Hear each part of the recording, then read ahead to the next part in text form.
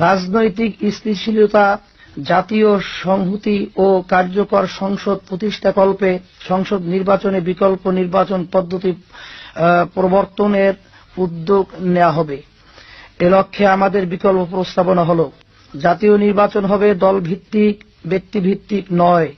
জাতীয় সংসদ নির্বাচনের পূর্বে নিবন্ধিত প্রত্যেক রাজনৈতিক দল ক্রমানুসারে সর্বোচ্চ ৩০০ প্রতিনিধির জীবন বৃত্তান্ত সহ নাম ঘোষণা করে দলীয় নীতি, আদর্শ ও কর্মসূচি প্রকাশ করবে। দলগুলো তাদের মোট প্রাপ্ত ভোটের আনুপাতিক হারে সংসদে আসন পাবে। সংসদে আসন প্রাপ্ত দলগুলো পূর্ব ঘোষিত ৩০০ জন প্রার্থীর মধ্যে থেকে ক্রমানুসারে সংসদ সদস্য হিসাবে মনোনীত করবে।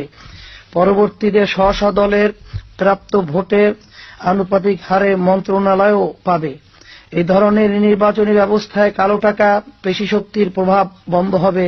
এ ব্যবস্থা পরোক্ষভাবে হলেও একটি জাতীয় সরকারের রূপ নিবে। জাতীয় ঐক্য ও সংহতি প্রতিষ্ঠিত হবে। ফলে সংসদ হবে কার্যকর। সংসদ বয়কট ও রাজপথের সহিংস আন্দোলন বন্ধ হবে। সংসদের ভিতরে ও বাহিরে একটি শান্তি সৌহার্দ্যের পরিবেশ সৃষ্টি হবে। সংসদে মেধা যোগ্যতার প্রতিযোগিতা হবে।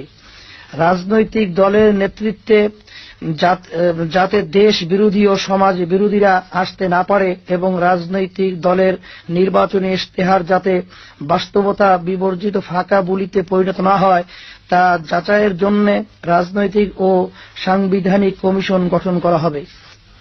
প্রিয় দেশবাসী, ইসলামী আন্দোলন বাংলাদেশ সন্ত্রাস ও দুর্নীতির মতো জাতীয় গজব থেকে দেশ ও দেশের জনগণকে বাঁচাতে শুধু দমন নয়, বরং সন্ত্রাস ও দুর্নীতি নির্মূলে কার্যকর ব্যবস্থা গ্রহণ করবে।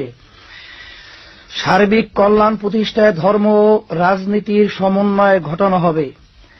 মানবাধিকার সুনিশ্চিত করতে ন্যায়ের শাসন প্রতিষ্ঠা করা হবে। শিক্ষাকে আমরা সর্বোচ্চ গুরুত্ব দেব। একটি আলোকিত ও উন্নত জাতি হিসাবে বিশ্বে সগৌরবে মাথা উঁচু করে দাঁড়াতে হলে জ্ঞান, বিজ্ঞান ও শিক্ষার কোনো বিকল্প নেই।